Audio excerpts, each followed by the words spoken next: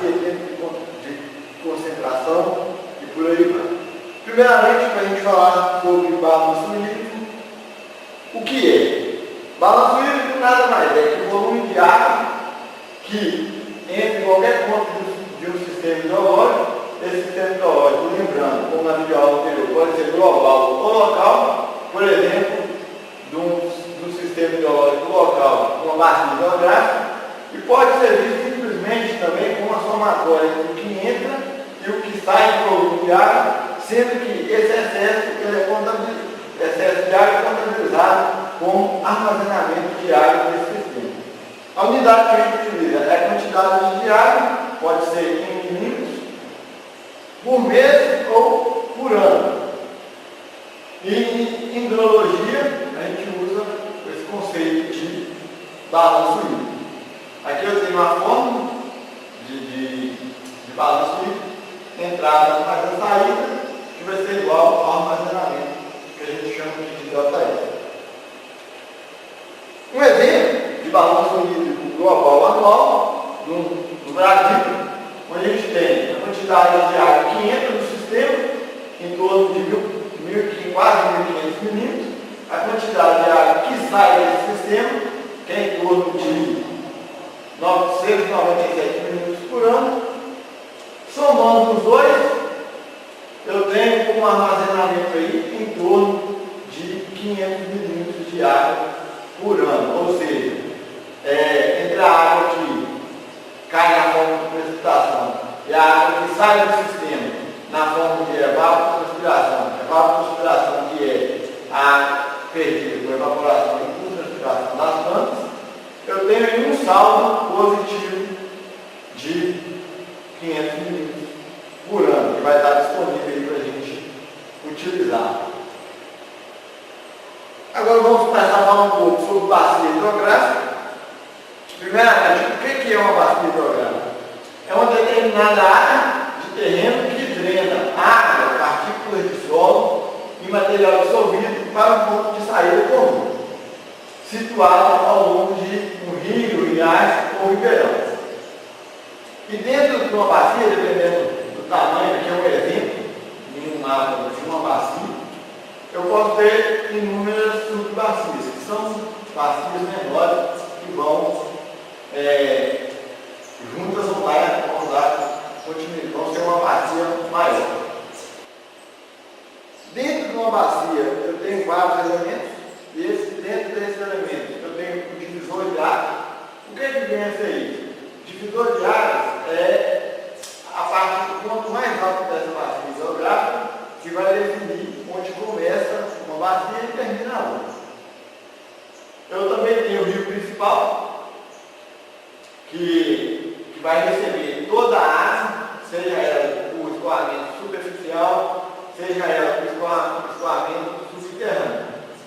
E esse rio ele vai levar toda essa água ou para a bacia ou em direção ao oceano. Eu tenho os afluentes, que são o coletor de escoamento superficial e de rios subafluentes que despejam a água no rio principal. Ou seja, o afluente vai pegar toda aquela água que vem e despejar nesse rio principal aqui. Ou seja, aqui é um afluente que vai trazer a água para o rio principal. Os subafluentes são pequenos riachos ou águas vindas de nascente ou águas que veio na precipitação e caiu nesse subafluente, que vai levar a água até o afluente, consequentemente o afluente até o rio principal.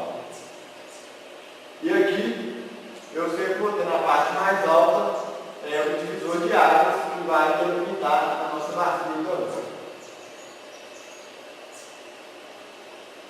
Quando a gente delimita uma bacia hidrográfica, a gente delimita ela através das curvas de nível, sendo que região com linhas muito distantes são regiões com baixa definidade, que ou seja, são regiões mais planas. Regiões com linhas muito próximas são regiões com alta densidade. Então, no caso aqui, dá para a gente notar nesse exemplo de uma bacia hidrográfica. Regiões com linhas mais distantes são regiões E lembrando que os níveis são locais, pontos em níveis são locais com o mesmo valor de altitude. São pontos com a mesma altura. As bacias hidrográficas que a gente tem no Brasil, a gente são agrupadas e a partir daí a gente define como regiões hidrográficas do Brasil. Região hidrográfica é esse conjunto de bacias de uma região a qual estão ligadas a uma bacia principal. No caso, a gente tem aqui o Brasil, todo o mapa do Brasil, dividido em várias regiões hidrográficas. Como exemplo, nós temos a região hidrográfica da Amazônia, que é uma região hidrográfica muito importante, a região hidrográfica do Rio São Francisco, que também é uma região hidrográfica muito importante, a região hidrográfica do Tocantins-Araguaia e também a região hidrográfica do Paraná. São as maiores regiões hidrográficas que a gente possui no Brasil. Dentro da região hidrográfica da Bacia Amazônica, nós temos aqui o Rio Amazonas como sendo o principal rio dessa bacia. E lembrando que ele possui cerca de 15% de toda a água disponível no planeta. Dentro da bacia hidrográfica, nós temos a classificação desses cursos de água. Os rios eles podem ser classificados como perenes, que são rios que mantêm seu nível de água durante todo o tempo, ele mantém constante. O que pode variar nesses cursos de água perene é o nível. Na época da seca ele vai dar um pouco mais baixo, na época das águas ele vai dar um pouco mais volumoso. Aqui nós temos um exemplo do rio perene. O rio Amazonas ele é um exemplo do rio perene. Temos também alguns rios intermitentes que escoam durante as estações da chuva, mas quando chega a seca, eles simplesmente desaparecem. E tem alguns rios também que são chamados de efêmeros, que eles existem apenas imediatamente na hora que chove. A hora que chove, ele vai servir como meio de escoamento da água até um rio intermitente, ou um rio de água perene, e depois que acabar a chuva, passou o tempo, ele não vai mais escorrer, ele vai secar novamente. Falando de características físicas de uma bacia hidrográfica. A área da bacia, que nada mais é do tamanho daquela bacia hidrográfica, a forma da bacia, se ela é mais arredondada, oval ou mais comprida, o uso e o tipo de solo, que também vão determinar a quantidade de água que escorre naquela bacia, e a quantidade de água que infiltra, a declividade dos terrenos, que também vão determinar a quantidade se a água vai correr com mais pressa, se ela vai sair do início da bacia até o final com uma certa velocidade, ou se ela vai sair mais devagar. A declividade dos cursos d'água, a ordem desses cursos d'água e a densidade de drenagem. Para a gente começar, a gente vai começar falando da área da bacia. É uma área plana de projeção horizontal, inclui os divisores topográficos, que são a delimitação dessa bacia. A gente tem um exemplo aqui da bacia Amazônica, que abrange uma área de 7.000 km², que é a maior do mundo. Geralmente ela é medida por planinho, ou pode ser calculada através de imagens digitalizadas, e ela é calculada através de aproximação ou composição de figuras geométricas. Ou seja, eu divido essa bacia em algumas figuras geométricas e a partir daí, seguindo uma escala, eu vou estar calculando o tamanho dessa bacia. O efeito dessa área, como eu disse, ela vai ter um efeito, de acordo com a precipitação. Duas bacias sujeitas à mesma chuva, quanto maior for a bacia, maior vai ser o tempo de resposta, ou seja, o tempo que essa água vai sair daqui, de onde ela caiu até chegar ao final da bacia, e maior vai ser o armazenamento no solo, através de infiltração, nos lagos, nessa bacia.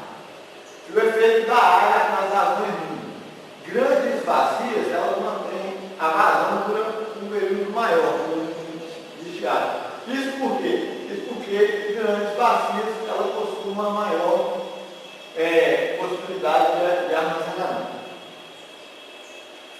A forma da bacia. A forma da bacia, ela também é uma característica muito importante, porque ela vai influenciar na infiltração, ela vai influenciar na velocidade de escoamento, ela vai influenciar também se ela, a área de floresta, se possui muitas folhas e muitos galhos, ela vai facilitar a infiltração e vai dificultar um pouco mais o escoamento. A área urbana, quando a gente tem pouca área de floresta e muita área impermeabilizada, eu vou ter grandes picos de escoamento, a velocidade de escoamento vai ser muito grande, é o que tem causado grandes enchentes que a gente tem visto aí em São Paulo, Belo Horizonte, sofrendo com esse problema de enchentes. A forma da bacia também, ela vai estar influenciando o tempo de concentração, que a água vai permanecer nessa bacia. Eu tenho aqui vários exemplos de formas de bacia. O primeiro aqui é uma bacia mais alongada, ou seja, a água, ela é uma bacia que vai ter menos problema de enchente, porque quando eu tiver uma chuva aqui, ela vai escorrer ao comprimento da bacia e a probabilidade dela provocar enchente é bem menor. E ao contrário, uma bacia aqui muito circular, essa é uma bacia muito propensa a enchente, porque a possibilidade de cair a chuva em toda a bacia, ela é muito grande. Então, quando eu tenho uma chuva com precipitação de maior volume nessa bacia, eu vou fazer com que chova em toda a extensão da bacia. Essa área que choveu na bacia, ela vai chegar de uma vez ao rio principal e vai estar provocando grandes problemas com enchente. Que não é o caso dessa primeira bacia, porque as chuvas são mais localizadas e ela vai chegar ao rio principal mais devagar. Outra característica importante é o tempo de concentração, porque esse tempo de concentração nada mais é que o tempo mínimo necessário para que uma gota de chuva ficar no ponto mais favorável da bacia, no ponto mais inicial da bacia hidrográfica, atinja o exutório, que é a saída, que é o final da bacia. Temos também como característica o coeficiente de capacidade, que é descrito por essa fórmula aqui, onde esse coeficiente é um número dimensional que varia com a forma da bacia, independentemente do seu tamanho. Quanto mais irregular for a bacia, maior será esse coeficiente. Se os outros fatores forem iguais, a tendência de enchente é tanto mais acentuada quanto mais próximo for o valor desse coeficiente. Quanto mais próximo de 1 dessa conta aqui, mais circular vai ser a bacia. Quanto maior que 1 for esse número, mais alongada vai ser essa bacia. A gente tem aqui o K6, que é o coeficiente de capacidade. Temos também o P, que é o perímetro da bacia, dividido para a raiz quadrada da área da bacia. Fator forma, que assim como o anterior, ele constitui um índice indicativo de maior ou menor tendência de enchente numa bacia. Uma bacia com fator forma mais baixo, ela é menos sujeita a enchente do que uma bacia com maior fator de forma.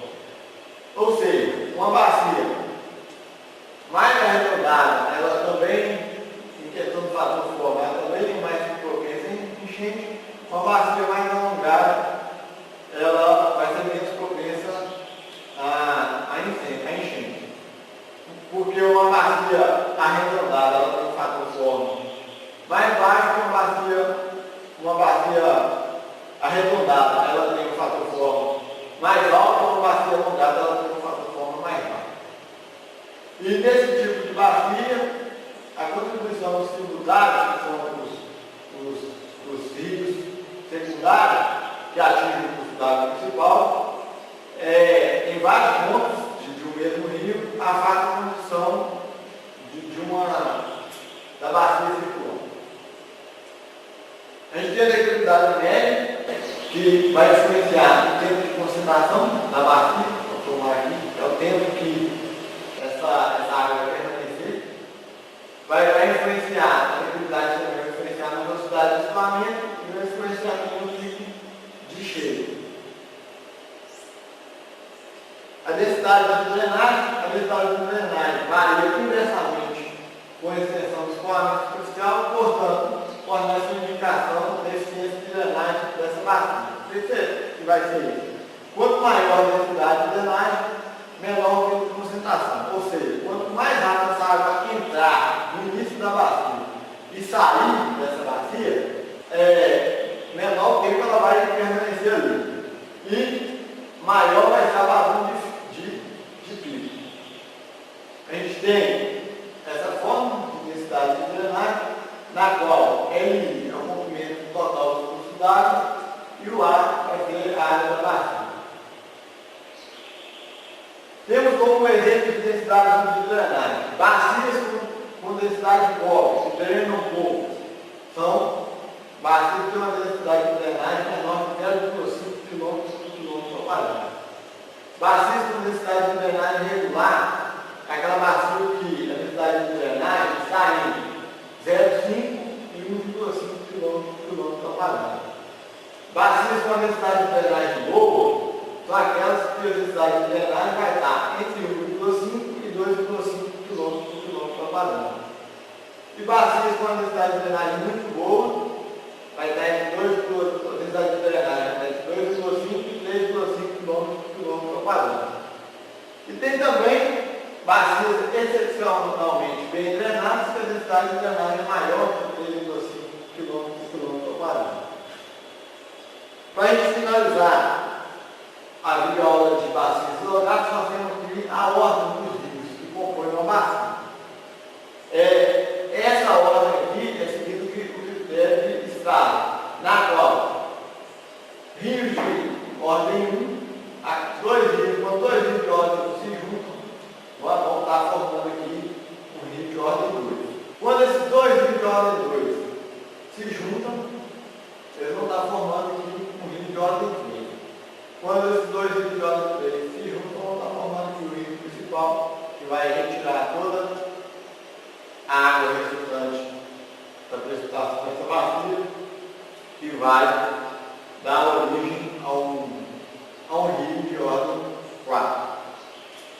Assim nós terminamos a nossa videoaula de bacias hidrográficas.